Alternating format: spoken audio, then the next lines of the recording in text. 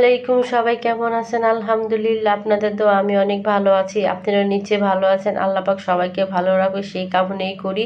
আজকে রেসিপি শুরু করলাম।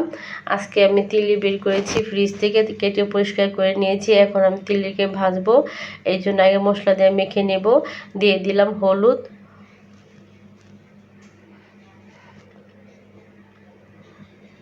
আদা,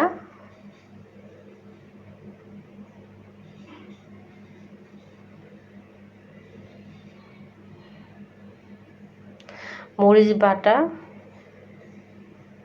এবং লবণ দিব স্বাদ মতো।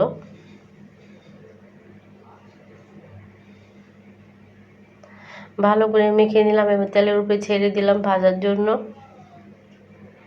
উল্টে পাল্টে আমি ভেজে নিব। এই যে উল্টিয়ে দিলাম। আমার কিন্তু সব ভাজা হয়ে গেছে। এখন আমি পেঁয়াজ ছেড়ে দিব ওই তেলের উপরেই। দিয়ে দিলাম 2টা তেজপাতা। পেঁয়াজটা আমি ভেজে নিব। দিয়ে দিলাম লবণ। তবে পেঁয়াজটা কিন্তু আজকে আমি লাল করব না। দিয়ে দিলাম মরিচ বাটা। আসলে মরিচটা বাটা বলে আমি কম দিই, আর আয়াতে বাবা তো ঝাল খেতে পারে না, এই জন্য আমি আরও কম দিই। দিয়ে দিলাম আদা বাটা,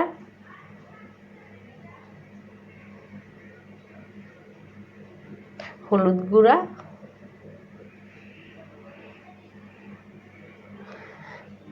গরম মশলা, এলাচি গুঁড়া, জয়ফল জ্যোতি।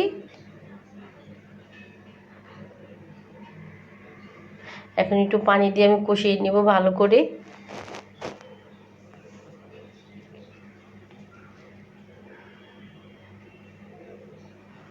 আমার কিন্তু কষানো প্রায় শেষ।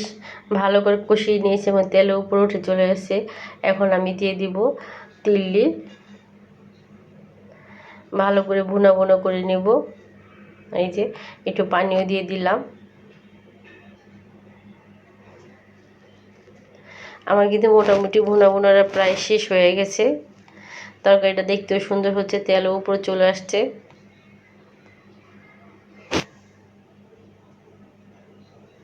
অনেক সুন্দর একটা কালার আসছে, দেখেন।